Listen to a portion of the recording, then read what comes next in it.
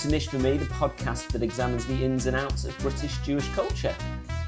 Today, we're going to talk about back to school, or back to Jew school. In fact, and it's this time of year that everybody... I'm excited. I can't wait for those guys to go back to school. Yeah. I actually didn't think there was a feeling that could match the high of getting your pencil case organised, getting until I became a parent. And actually, the high of sending your children back to school, see us. Absolutely. We're looking at sort of Jewish schools, in particular Jewish primary schools. Our kids, well, we went to them separately. Our kids go to the same one. Well, our oldest and our youngest are going to be starting this year, which is this week. This week. Although only for 90 minutes. Yeah, Should they exhaust themselves? Very slow settling in period. And actually, our kids go to the same primary school that I attended. They do? Yeah. In fact, when I went to see it for the first time with Lily, my eldest, and it smelled the same. The whole smell of that distinct mashed potato smell. Really? Yeah.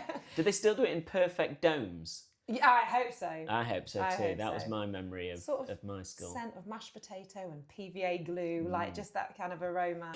So you suggested, I think it's a great shout, that we start with our favourite memories of our sort of Jewish primary school experience. I mean, it was so much fun, which is amazing, really, considering a lot of the Jewish history that we were taught and our children get taught is they try to kill us, but it's really fun, and and we can have a great time talking about it and celebrating it. I think there's a key sentence there that I get a lot, and I started hearing this when my son was at Jewish nursery beforehand, but that was a long time ago, Daddy. Yeah. Like when he's telling me the story of mean King Antiochus or mean King Pharoah or mean King or mean...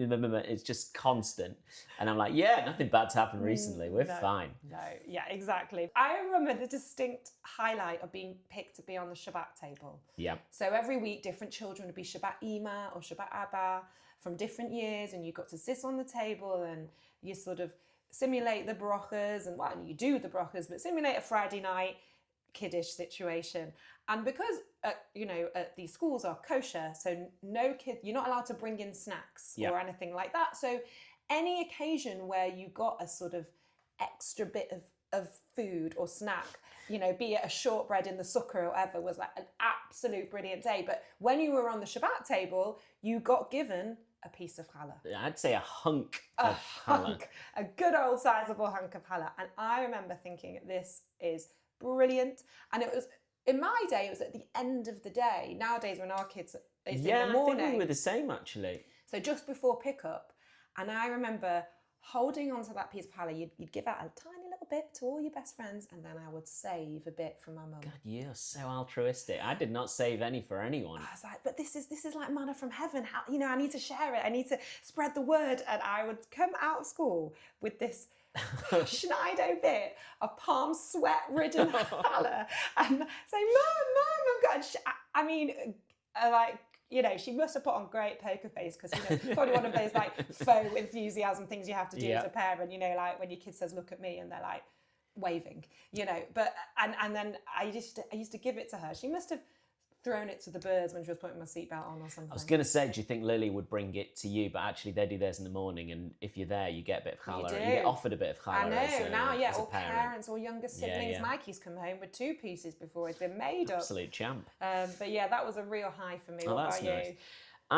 you? I think Purim was the absolute highlight of the Jewish school calendar. Was just the excitement of getting into the playground and seeing what everyone was wearing and running about. And I got a sense of that, not this year for whatever reason. I don't think I took that in on Purim this year, but last year when I took him in, it was in reception. It was his first time, and I think he was dressed as Batman or something. But just that excitement of them all running around the playground and seeing who's what and going, oh, Daddy, look at that. And it was really sort of brought it all back. But I actually won the Purim parade one year. Dressed as? In a double act with Johnny Rubens, friend of the show. We were plug and socket. Oh, excellent. My dad had made it. I think my mum and dad had been it for like a party that they'd been to. Right. So it was adult size plug and socket. I mean, oversized. Yeah, it wasn't actual size plug and socket. But they had to make a costume to fit adults. I don't think it was the same one. I think they'd done it maybe a year before or something, and I then thought we you got borrowed no. But it was oversized. It wasn't practical to wear it all day, but we won the competition, which was very exciting. Fantastic. Although, see, you recognised that idea of Purim being such an exciting day, but my wife Anna actually had a bit of what I consider a horror story from her Purim experience at a separate Jewish school, which shall not be named.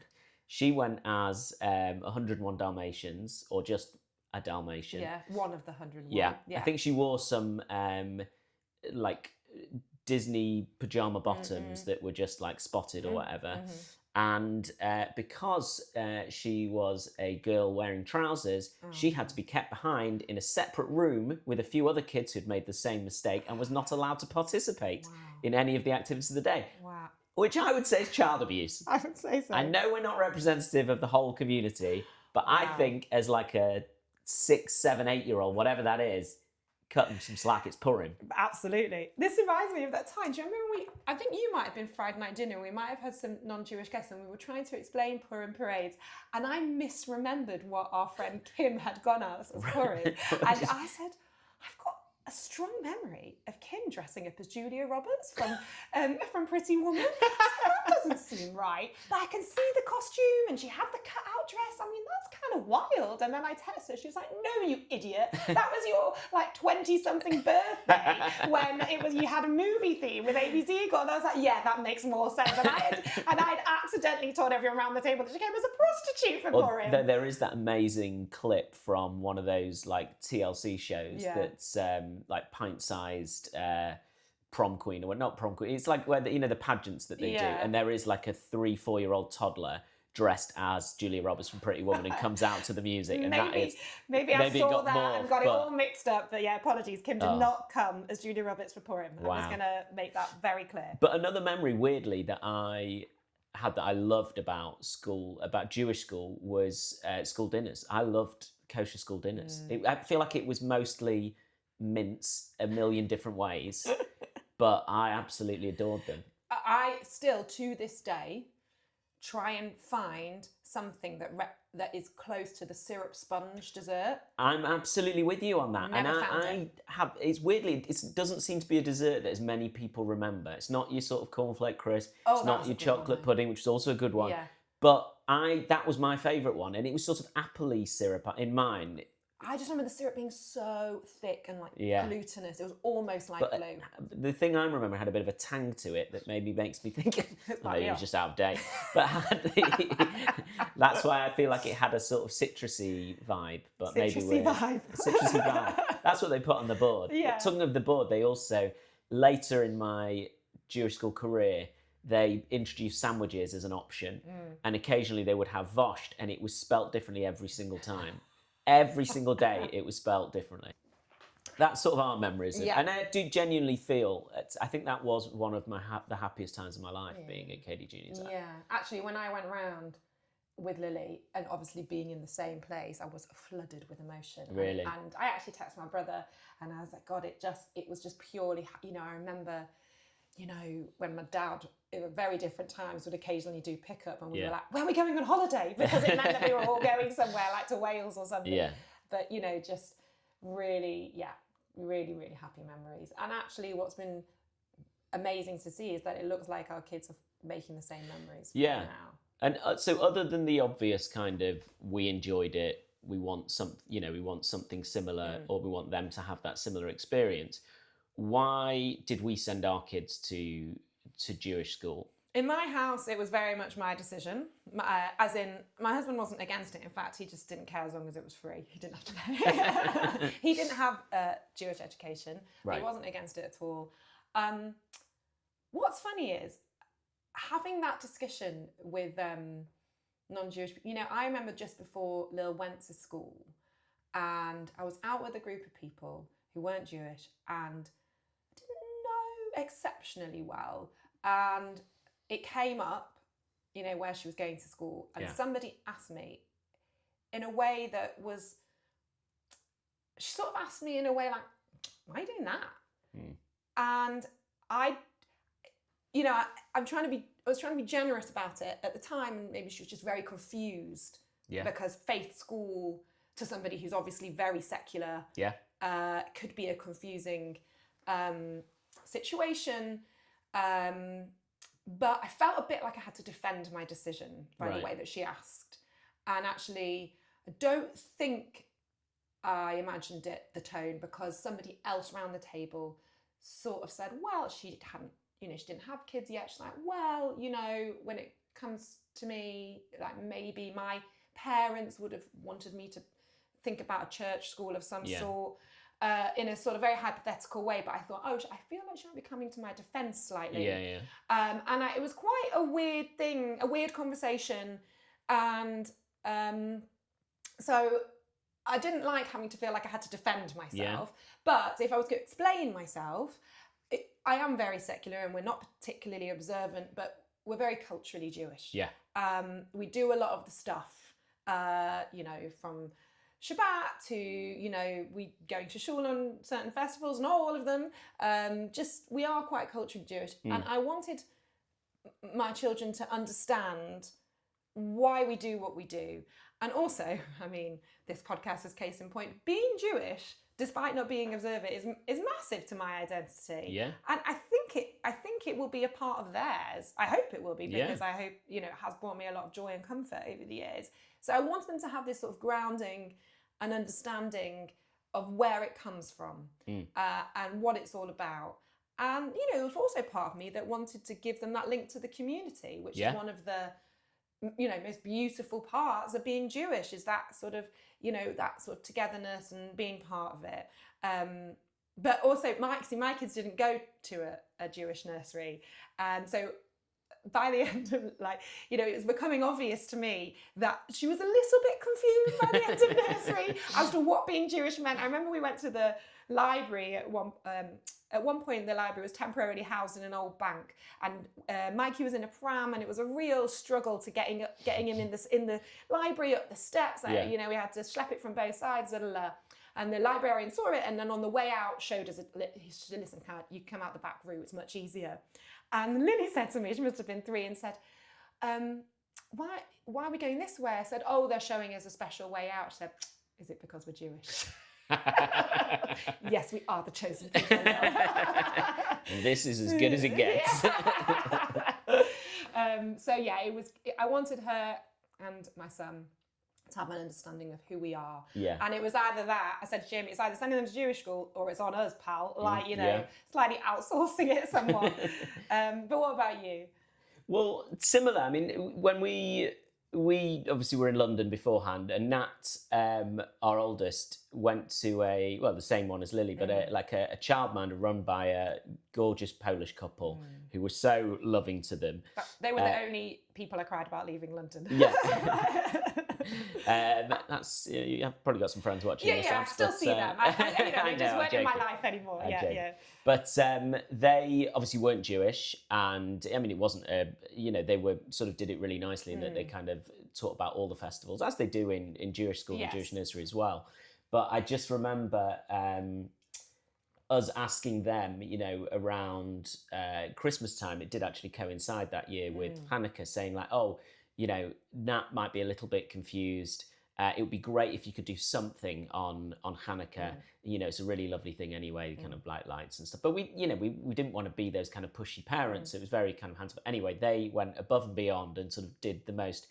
I think they made Hanukkahs with all of the kids. They lit the candles, but it was so gorgeous. But then as well, later on, I remember then a few months later going to pick him up, and Anna, the woman at the who ran the childminders, was at the door, and she was like, "Happy Tu B'Shvat," and I was like, "Yay, of course!" And I was so embarrassed, and they'd done this gorgeous thing of making these beautiful trees out of nuts and fruits and stuff, which is they'd clearly looked into it, and I didn't have a clue that it was Tu B'Shvat, but was delighted that they made that. So there was a sense of wanting them to have that from early on. But as soon as we moved back to Manchester, our nieces and nephews were in the Jewish nursery already, and then I think our kids were always going to go to North Cheshire. Both Anna and I had that experience of Jewish primary school, and despite her horrific Purim experience, both wanted them to have that. So it was an easy decision. But it is funny how they sort of take, when they're in that sort of Jewish world and that's all that they know, and everyone around them is Jewish, they do have a really warped sense of not the world, but I think they don't realize that they're a minority. And obviously you're not going to instill that into them in terms of the scarier elements of that. I remember from my own experience though, you're putting them in that area where their whole world pretty much is Jewish. There are non-Jewish kids at the school. Yeah, but absolutely. Everybody's having a Jewish There education. are non-Jewish kids there, and I think the school and schools, as far as I know from anecdotal information, are really good with that as well, because a lot of the teachers aren't Jewish as well, so they do get a rounded education, but they still have this distortion whereby they just naturally assume that everyone's Jewish, or the majority of people are Jewish, and there's no sense of minority. So I remember when I was a kid, being sat in our kind of porch as our decorator, Barry, who we'd had for years, would always come back and decorate whenever we needed, was painting the porch. And I was just sat there, and I remember going, "Barry, what's your Hebrew name?" And him sort of looking at me going like, "Oh, I'm not sure actually." Oh, bless Barry. I know, he was so lovely. And I remember my parents laughing and quoting that story years on kind of thing. But and I can absolutely see Nat doing the same thing. And in fact, when we had a babysitter, just this Christmas gone, however many months ago, he was obsessed with, this was when he was realizing that other people were non-Jewish and that actually most people celebrate Christmas. This was probably the first year where he realized that. And he woke up in the night, and the babysitter, who's just a lovely girl of a daughter of some people that we know, was babysitting, and she went up, and the first thing he said to her, because I don't think he was aware that we had a babysitter, but he's the kind of kid that's not fussed by that, and he just sort of looked at her through misty eyes, and he was like, "Are you Jewish?" And she went, "Yeah," and he went, "Oh," and he goes, "I wanted to ask you about Christmas." I love that. Any opportunity to learn, he'll take it. But there are times as well when it can not get you in trouble, but sort of land you in a little bit of sort of uncertainty or hot water. On the Jewish name theme, I vividly remember being 10, 11 at this point and sitting secondary school exams when I was in my Jewish primary school. And I think it was William Hume School in Manchester, and went to the exam. There were only a few of us sitting it, maybe 5 or 6 from the class of 30 odd or whatever. And I vividly remember it said on the front of the exam paper, Christian name. And I'd never seen this term before, Christian name. And then surname underneath. So, okay, I'll fill that in first. And then Christian name, I was like, well, it must be the equivalent of Jewish name or Hebrew name. So I put, and so did all of the other kids from my class who sat the exam, my Hebrew name, put Aharon Shimon Ben Shmuel Förster. And I remember later that day, because I think it was a morning exam, getting a call from the school that our teacher had a call from the school and came in and explained to us what a Christian name was, very much through laughing, gritted teeth. That's amazing. The school must have been like, what the hell is this? Oh, that is brilliant. But it's a very old-fashioned term, Christian name. But that's very funny. I mean, for me, again, because I'm not, we're not that observant, the sort of pitfall I have is that our kids then become more from than us. I remember when Lily was sort of learning about milk and meat and everything. It's like, "Mummy, is this milk? Is this meat?" And I was like, "Oh, Lil, it's a fucking strawberry. Just eat it." Like, it was just. I have to say, as you said, the strawberry thing though, my head went to sort of strawberries and cream, and then I just had to tell you that we went to shul on Shabbos, and they had like a special thing for the nursery leavers there. It was very sweet. It had like an ice cream kiddush. And I turned around and Nat was dipping pickled cucumber into his ice cream. And I was like, and this might be the most Hamishy thing I've ever seen. I say that, I mean, I don't know anyone else who would do that, but yeah. Yeah, no, Hashem is massive in our house. Hashem this, huge. Hashem that. I mean, it's funny what she feels like the role of Hashem is. Actually, her Jewish studies teacher told me recently that in assembly they were sort of asking, what could they pray to Hashem for? You Yeah. know, what would be a good thing? She said, I'm going to pray to Hashem to be a better gymnast.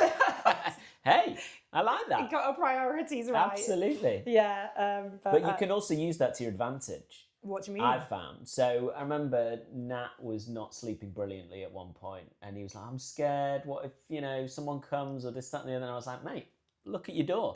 There's that mezuzah on there. Nothing bad can happen to you because Hashem's looking over you.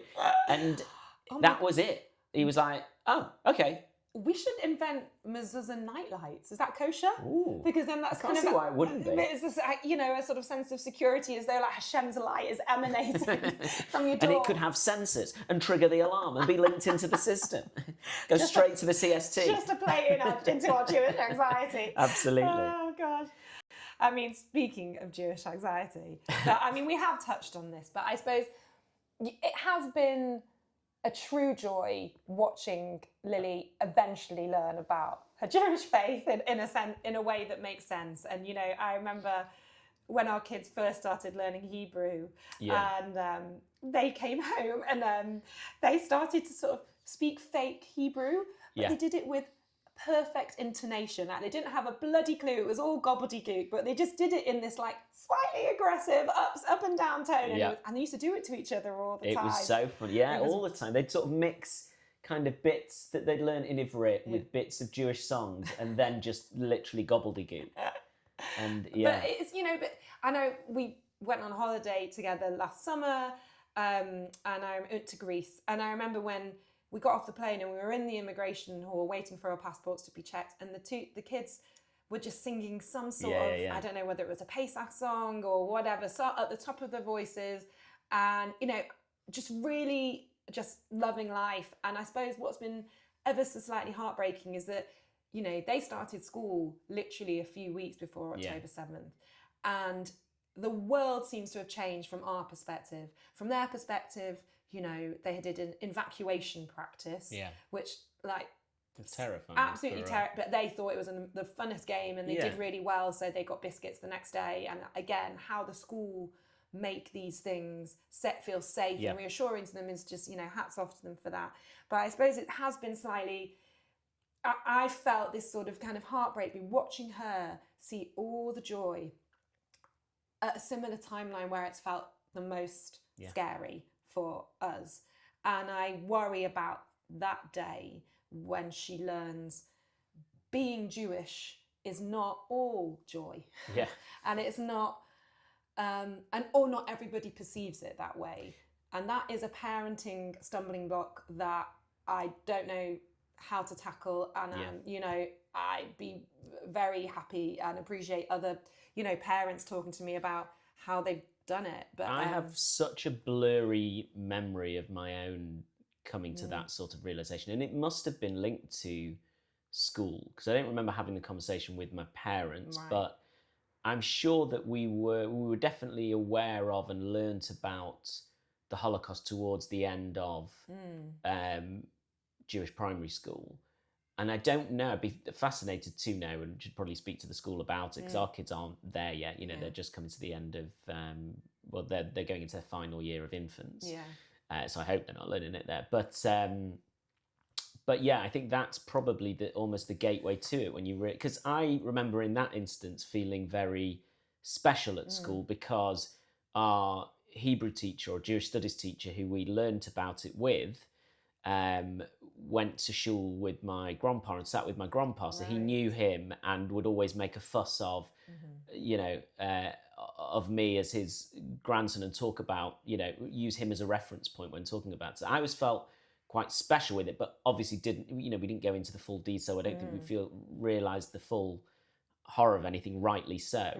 But I think it must be linked to when they start learning about the Holocaust at school and how they do that, and how that differs to other schools as well, because I think it is on the curriculum, but I don't know if it's on the curriculum that young. I think it's probably secondary school for most. I don't remember the first time I learned it. Maybe because it was such a huge part of our education that there were, you know, trying to remember the first time feels a bit like a needle in a haystack. I remember exactly where I was stood, you know, as it must have been one of those situations which really imprinted. I remember being stood at the end of the Sainsbury's checkout with my mum, and she said, because our school uniform had our initials on, including the J for Jewish. It didn't say Jewish, but it had it as one of the initials.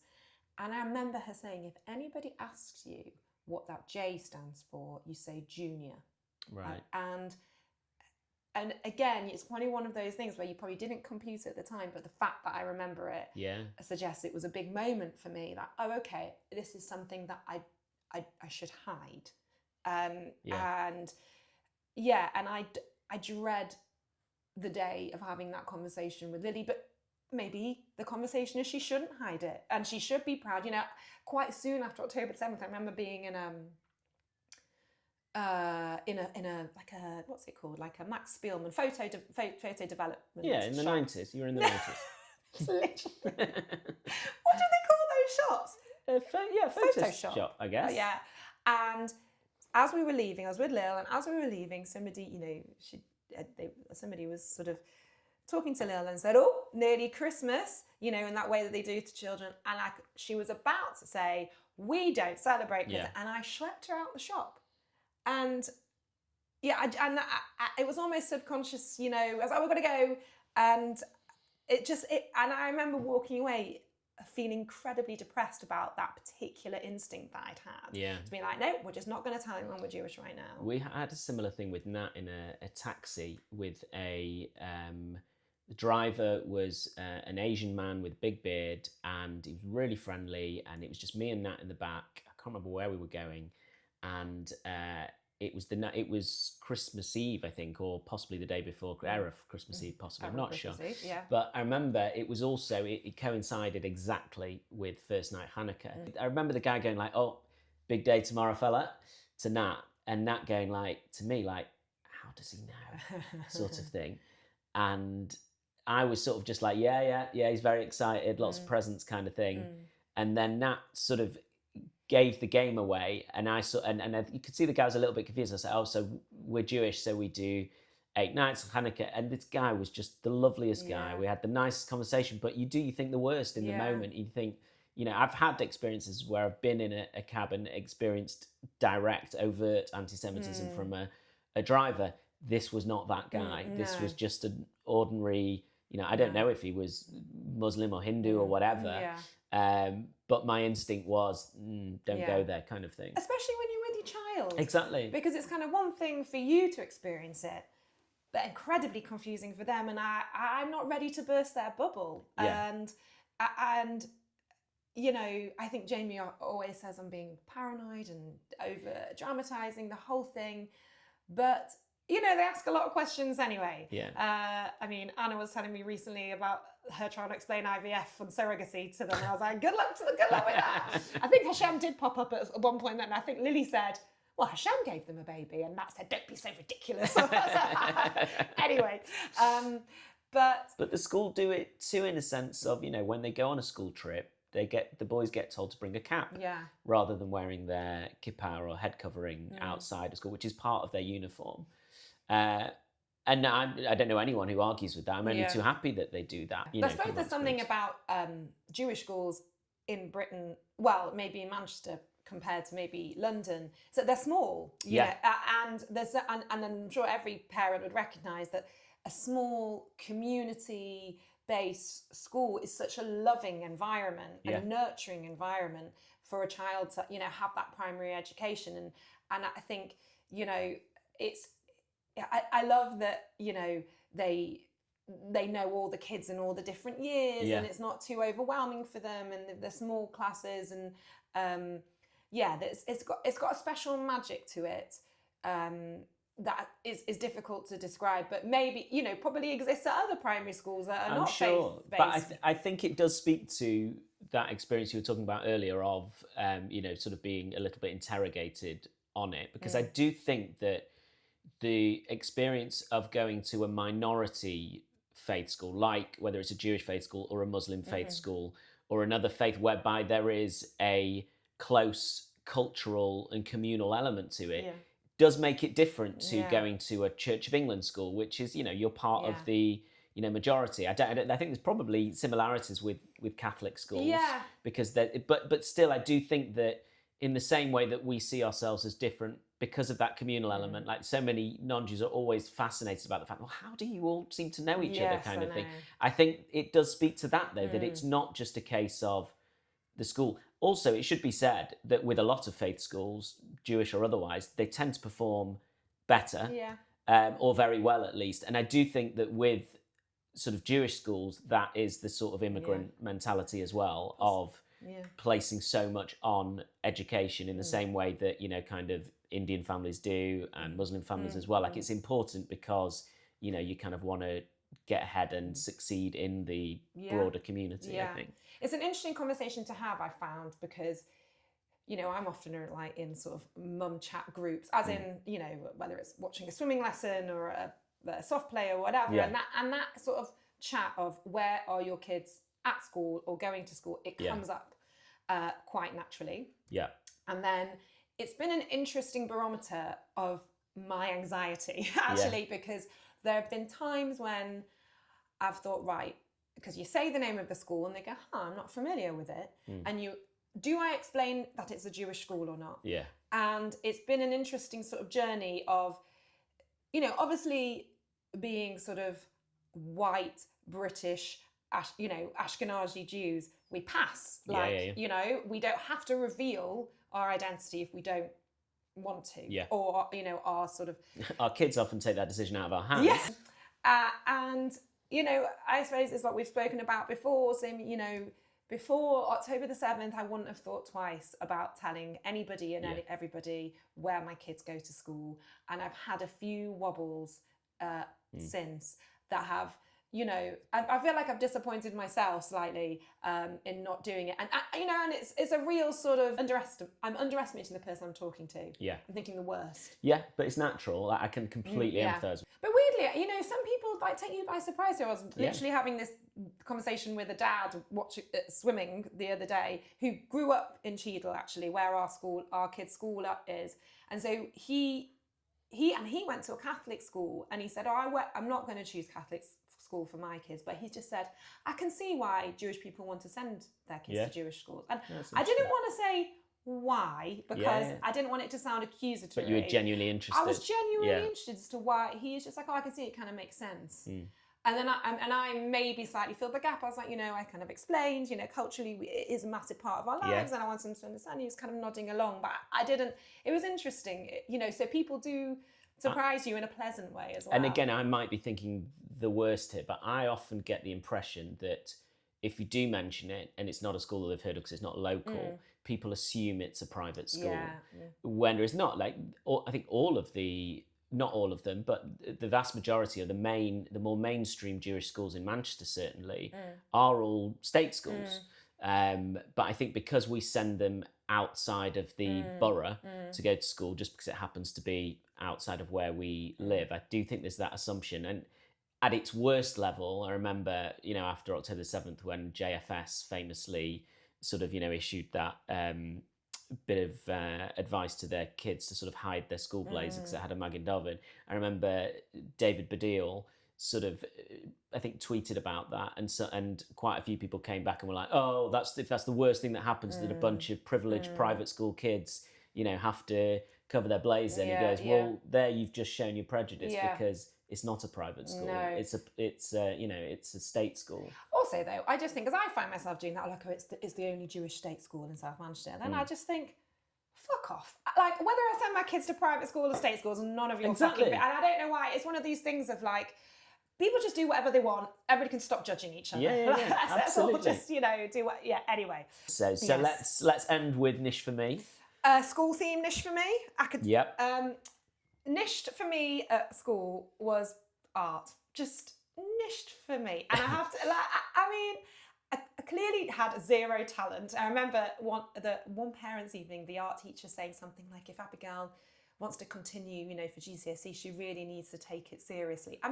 As if I never took anything seriously. I'm the most type A child. They did not understand you. And I think it was just a sort of euphemism for being like, she's a bit shit, look elsewhere. Because obviously I took everything seriously. And Too seriously? Maybe. But it kind of carried on.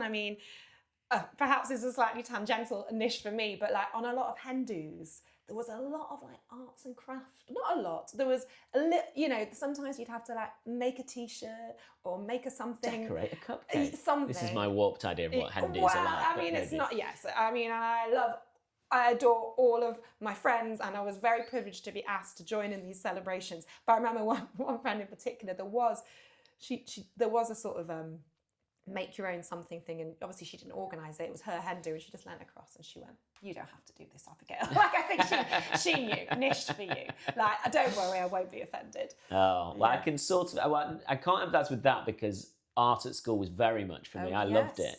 And it was also a way of getting more kind of Jewish themed stuff in. I mean, you could walk into MGS's art department at sort of GCSE and A-level years, and there'd be huge sort of mural-sized pieces of my grandpa, or, you know... You did say every school project. Every school project, and art absolutely was no exception. I remember doing one project on my grandpa, which sort of guarantees you good grades. Yeah, you try and mark that down, you anti-Semitic bastard. I also did a piece, though, on the Second Intifada, which was quite... Wow. I mean, I'd like to say it was balanced, maybe not as balanced as I would be now, but it was a big old piece. Yeah. But no, my niche for me, my school niche for me is definitely rugby. Anyway, I remember vividly starting a non-Jewish secondary school, going in for our first games lesson, and we had to buy all of this gear, like, you know, rugby top, rugby socks, shin pads. Don't know if they wear shin pads for rugby, I'm not sure anymore. But I remember we all lined up at the end of what had already been quite a grueling game session, and I remember vividly the PE teacher going, "Okay, now if you want to play rugby, you can't be afraid of getting dirty. So lads, line up, and we're all just going to run and dive into that muddy puddle over there." And honestly, like a shot, they didn't even question it. Every single non-Jewish boy just ran and dove into this massive pile of mud. And I vividly remember, like, us Jewish boys just sort of looking at each other going like, "But why?" and I remember we realised, you know, this would almost have happened in the space of like milliseconds because we weren't so bold as to just not do it. Yeah. So we were probably just a couple of seconds behind. And I vividly remember like running over, like kneeling down at the edge of this puddle and sort of like just dirtying my shirt, but going like, "That'll do," and then like running off and just going like, "What is that about?" But yeah. But surely Dan Filson was in it. Dan Filson was an exception, but he'd gone to a non-Jewish primary school, so he was primed. He was already playing rugby. Jewish boys who could do it. And weirdly, when I told Anna asked me this morning, she knew we were recording, and she said, "Oh, what's your niche for me going to be?" And I told her, and she goes, and I told her that story, and she goes, "But I can completely see Nat going for that and just diving into it." And I'm like, "Yeah," and I absolutely don't want to take that away from him. A lot of it was the thought of, "Oh, my mum's going to kill me," you know, sort of feeling.